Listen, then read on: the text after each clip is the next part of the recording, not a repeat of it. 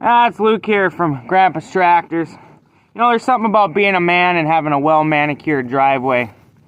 Too bad there's not an easier way to clean it. Oh, wait. I'll be right back.